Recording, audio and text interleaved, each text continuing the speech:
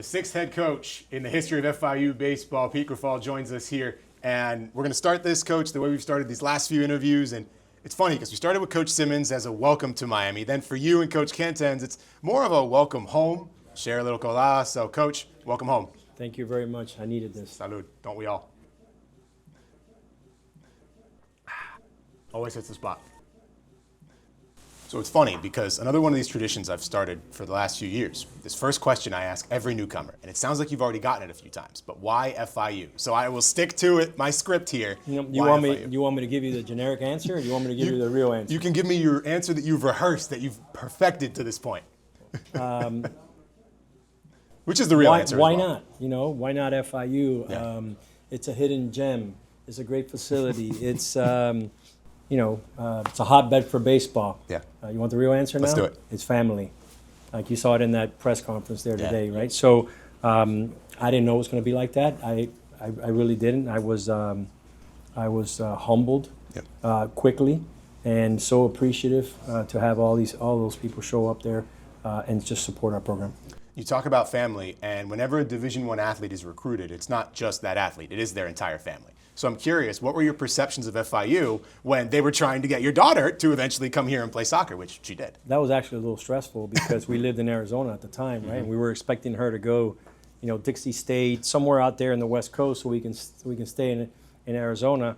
And all of a sudden, out of all places, FIU comes calling, and we're like, hey, if you want to play Division I soccer, this is the place right now. So she came here. Paid out-of-state tuition the first day. I don't know if you needed to hear that or not, but it happened. I feel it. Okay, and so did I. And then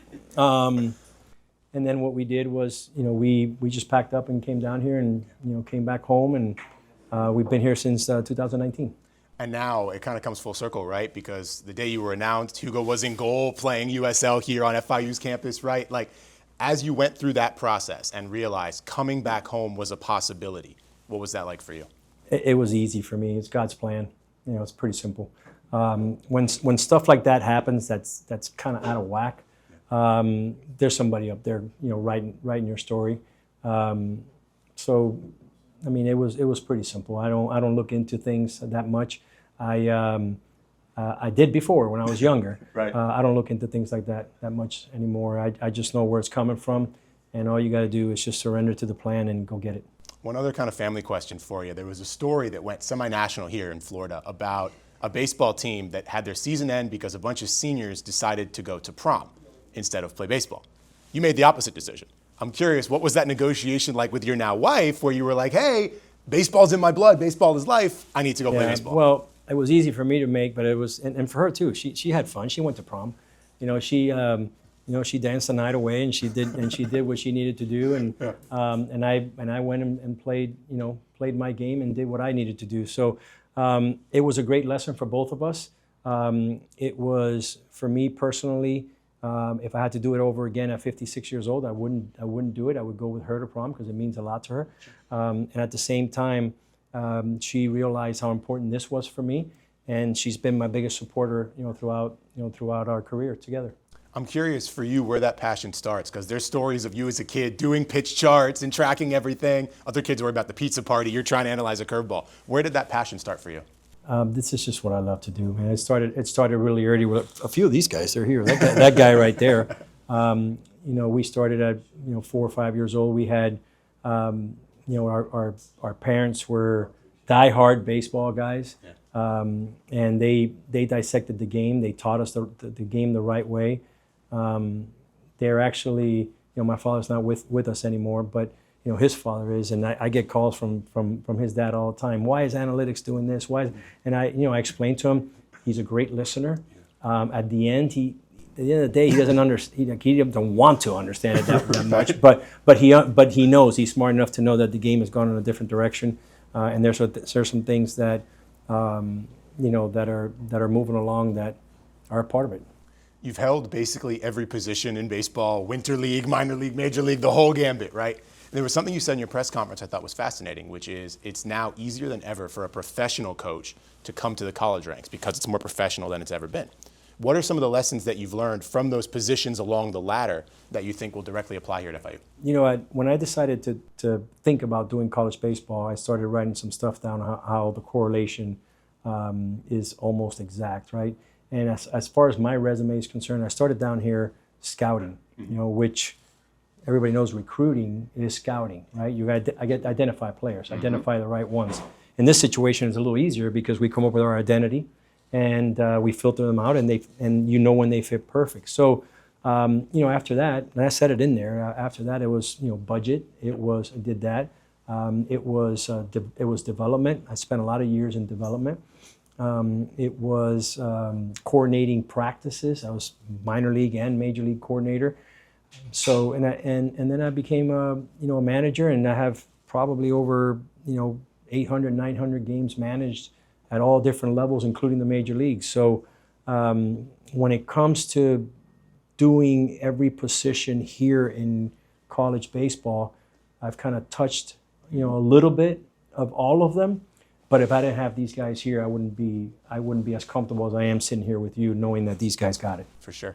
There's one year I want to ask you about. You've probably been asked this question more than any other in your career, but 2015, the final out happens. You have accomplished the dream of every kid, every sports fan in America. You've won the World Series. What was the first thing that goes through your mind? I was so proud of those players. Those were players that grew up together in the system.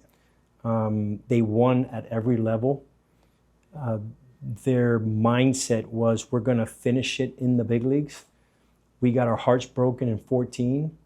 And one of the toughest things to do in professional baseball is you play so long. When you go to the seventh game of the World Series, you're playing a month and a week more than everybody else. Mm-hmm. And then the off season goes by so quick. And when they came back in 2015, I was speaking to Ned and some of the coaches there.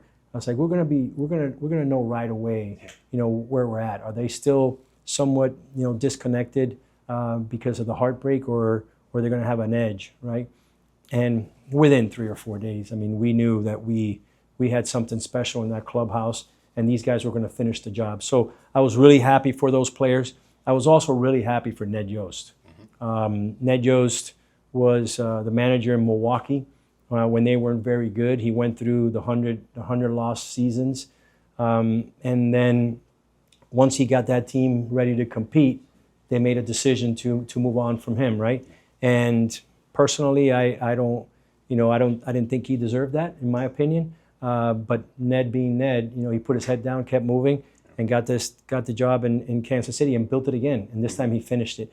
So there was a lot of different feelings. Obviously, I was really happy to be a world champion, because there's people that are in this game for 40 years and never get a chance to be a world champion. So, but at the same time, there was just so many different things going on, and I was just so happy for our players, for Dayton Moore, for Ned Yost, for everything that everyone put into winning a world championships, and they poured their heart and souls for this. We all did.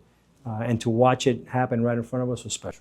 One of the guys who was instrumental to that is Sal Perez. I'm curious for you, speaking that same catcher language, watching that guy every day, was there a moment where you just had to step back? And I'm sure there are others throughout your career as well, where you're just like, man, these guys are really good at baseball. This is crazy. You know what the cool thing was is that was one of the funnest times I've ever had coaching, because they didn't allow you to step back. Salvi was having a great year. Hosmer was having a great year. Escobar, I can go on and on and on. Yeah. And those guys were just relentless pushers. They pushed themselves on a daily basis. They pushed the team, forward on a daily basis. They understood what it took to win, and they were learners. Mm-hmm. And they were all young. They were hungry for information. They knew that at some point they were going to use all that information to turn themselves into the players they became, and the careers they had in the game. So. We weren't allowed to turn it off with those guys, which was a great thing for us as coaches. Sure. Overall, and kind of going back to it, you hear some of the stories about you at Florida State. Rewrite the weight program there at Florida State. You guys say, okay, we're going to do this in season. We have this type of confidence. And I'm curious for you, at a Florida State environment where they were some of the best players ever. I mean, FSU at that time, baseball, football was unstoppable. Where did that confidence come from for you at that time? And do you still feel yourself in a very, very similar confident spot? Simple answer. Mike Martin, That'll do it. he taught us how to practice, and he taught us the philosophy that I 100% agree with today. You practice hard as you can. You practice crisis so that when you play, it becomes easier. And that's what he did. Yeah. He taught us right. Our practices were extremely tough, but man, when 7 o'clock came or 1 o'clock, whenever we were playing, he backed off and let us do our thing. I think one of the first catchers that he ever let call a game. Believe me, it was a battle. He didn't want to do it at the beginning, but I had to prove it to him that, hey, I listen to you. I listen to your game planning, and I can do this, and we could have better rhythm. And slowly he allowed me to do it, and it became a thing. And then the other thing with the weight room, Eduardo and I, I think it was just one day both of us weren't feeling right. We weren't strong. It was later in the year, and I think it was our sophomore year. And we were like, we build up this work capacity before the season. Yeah. And then we don't lift during the season, and the work capacity just continues to diminish. How can we maintain the work capacity that we built off in the off season? And we both agreed next year when we come back, we're gonna lift weights the whole year. Yeah. At first we had some pushback. You can't do this, you can't do that, and we were like, you know what? If I can't do it here, I'm going to go do it at some gym somewhere. Right. So do you want us to do it here? And that's where it all began. And they said, yeah, come on and do it. And then everybody just jumped on board, and it became a part of FSU baseball. And it gives a perfect segue to this next question, because Eduardo obviously goes on and does media with ESPN. Not that we're locked in on social media conversations, but is it gratifying for you that the second this hire was announced, it was universal celebration amongst folks down here in Miami, right? So excited to have you back. You see a Jim Tomei quote, right, saying, this guy's the perfect hire. Does that stuff kind of resonate with you? It's really cool, because that means you made an impact in somebody's life, right? Yeah. At some point, even though you don't see it, because we don't see it. As human beings, we try to dissect everything, and 90% of the things we dissect are not even true. Right. I think it was really cool to see the impact that you've made in a relationship, the impact you made in that person, who knows how, right? So it was really cool to have Eduardo with the quote, and Jim Tomei. These are guys that I really, really respect, to watch how they truly feel about me and our relationship. And overall, whether it's college baseball, pro baseball, doesn't matter. It's a game of failure, right? You have to be able to handle the adversity. It's similar to golf in that way, right? And as you're going through it, whether it be you just shanked the ball right or you're at an 0 for 10 streak, how do you manage that? And now how do you teach these young players to manage that game of failure? Well, you got to have lifelines. You have to. You got to have a support system, whether it's your parents, your girlfriend, your wife, God. And if you have multiple of those, you're going to be in a really good spot. If you don't have any, you're going to struggle a little bit. You're going to have to find some. That's why it's important to be a good person. So people do want to pour into you. This is a game of failure, okay? And we can talk about all the successes I've had in my career. I can talk about the last 2 years that I was in professional baseball. I faced a ton of adversity, right? So my lifeline was my family and God, my father, my wife, my kids, and the man upstairs. That just kept me strong, knowing that there's a better plan for you, and there's something better that's going to come your way. You just got to be patient. It might take a year, it might take 2, it might take 10. But those are the tests that he gives you up there. You don't know when it's going to happen. He's going to put you in the right place at the right time. You just got to believe it. During your golf sabbatical, did you like to miss left, right, or you had absolutely no idea? My goal as a golfer was to make sure I see the whole course. Sure. And make sure I see the whole course and make sure I get enough reps. So if I'm shooting in the hundreds, that means I'm seeing the whole course and I'm getting enough reps, so I'm probably getting better that day. It's like the scoreboard. Bigger numbers are better. That's right. That's right. In the press conference today, if somebody didn't know any better, they'd be like, wow, there was a lot of Chicago Bear fans today. Of course, it wasn't a Bears logo. It was Columbus, right? And Columbus has elevated its national stature. You think of a guy like Fernando Mendoza, so much in that conversation. For you, how gratifying was it after being gone to immediately come back and see all these familiar faces, all these high school folks right back at it? You know what was really fun to watch, and it's been great for me to see, is how Columbus has done an incredible job of bridging alumni with current students, right? And it's almost like they've grabbed a huge alumni pool and they are embracing, not only athletics, but all the schools that they have. They had a their PR department here today, and they did a phenomenal job. They did great. And just and all those alumni, they're pouring into the school, whether it's with their time, financially, with the lessons they've learned, speaking engagement, whatever it is they're doing, they've bridged that gap between alumni and students, and I think that's really special. I think when a school does that, they're probably going to be at the top at everything they do, whether it's athletics or whatever they do in the classrooms. The game has never really afforded days off anyway, but now in the college calendar, there's truly no days off, especially in your hiring cycle and just when you came. And like you said, everything was closed when you got here. But take fans through what these next few weeks are going to be for you, for your staff, as you really try and put this thing together. Well, that's the cool thing, that I've been in situations where you really have to compartmentalize things and slow things down. Definitely. And again, I can't reiterate enough what this staff has done to be able to do things. So this is portal time. We're in the process of putting a roster together, and I want to hear about 28 freshmen, 27. What I want to hear about all that. I want to hear about capital improvements and field, all the stuff that we need to do. I am all in on everything. However, right now, we're focused on building a roster, right? Fortunately for me, I can do other things because I know they got it, right? I know they got it, and I trust completely their evaluations and judgment. And we've had enough conversations to where if they make a decision without me, I know it's the right decision. It's something that I would have probably done too.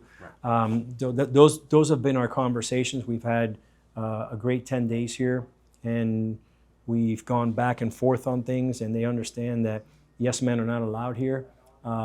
You could be the only guy that goes against the grain, and we'll find out 5 years from now whether you're the guy that was right or you're the guy that was wrong, right? So that's the kind of environment that we are creating here, and if we do that and we're disciplined with it, that we'll have success.